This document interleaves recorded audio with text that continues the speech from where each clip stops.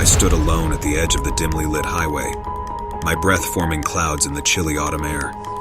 The old pickup truck had sputtered its last gasp just moments ago, leaving me stranded in the middle of nowhere.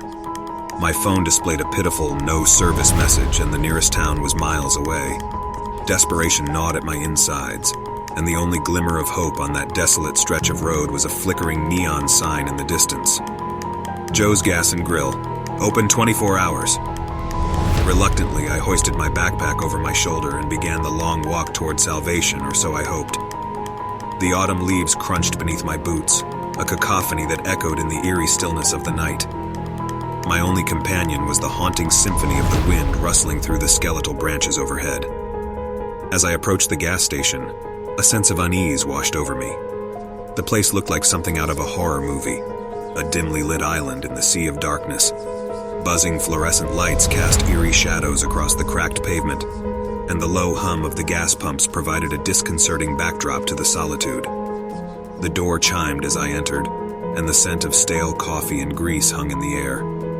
Behind the counter stood a man with greasy hair, his eyes heavy-lidded as if he'd been awake for days. He didn't greet me, just stared with a vacant expression. Reluctantly, I approached him. "Hey, my truck broke down," I stammered, my voice barely louder than a whisper. "I need to use your phone." He didn't respond immediately, his gaze locked on me with an unsettling intensity. Finally, he nodded toward a battered payphone in the corner. "Dime's the price," he grunted. I fished a dime from my pocket and dialed my brother's number. No answer. Panic swelled inside me as I hung up, realizing that I was truly on my own. With a sigh, I turned back to the man behind the counter, but he was gone. The dimly lit store seemed somehow darker than before. Uneasy, I wandered down the narrow aisles, their shelves stocked with dusty cans and faded packages. The place felt abandoned, as though time had forgotten it. I picked up a pack of gum and approached the counter again, only to find the man had returned, his eyes still locked onto me. "That'll be 50 cents, he muttered. I handed over the change and he rang up the gum with a mechanical efficiency that contrasted with his otherwise vacant demeanor. As he handed me the pack, his hand brushed mine, sending a shiver down my spine. There was something deeply unsettling about this gas station and its odd, silent attendant. With my gum in hand, I retreated to one of the old, cracked leather booths by the window. I decided to wait there, hoping that my brother would call back, or that some kind stranger would come along and offer help. I watched the occasional car pass by on the highway, their headlights slicing through the darkness, but none stopped. Time seemed to crawl, and I began to feel as though I was the only person left in the world. The overhead lights buzzed, flickering intermittently, casting strange, dancing shadows across the diner's cracked linoleum floor. Then, just as I was starting to drift into a restless sleep, I heard it. A soft, almost imperceptible whisper like a sigh, coming from somewhere nearby. I strained to listen, trying to discern its source, but it was maddeningly elusive. "Hello?" I called out into the empty diner, but my voice seemed swallowed by the vast, dark space around me. There was no response. As I stood up to investigate, the lights overhead went out completely, plunging the gas station into a suffocating darkness.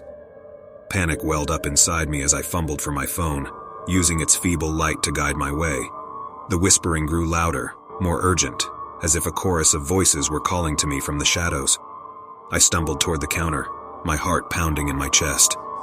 The man was still there, but his vacant eyes had changed. They were wide with terror, and his lips moved as if he were trying to speak, but no words came out. Behind him, a shadowy figure lurked, its form shifting and twisting in the darkness.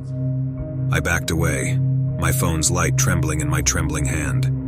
The whispers were deafening now, a cacophony of voices that echoed in my mind. I had to get out of there, had to escape the suffocating grip of that place. I burst through the door into the frigid night air. The neon sign above flickered wildly, and I stumbled down the cracked pavement, desperate to put as much distance as possible between myself and that cursed gas station. The whispers still clung to me, fading only when I reached the highway. Hours later, a passing trucker found me, disheveled and shivering by the side of the road. I tried to tell him about the gas station, about the man and the whispers, but he just shook his head and called the police.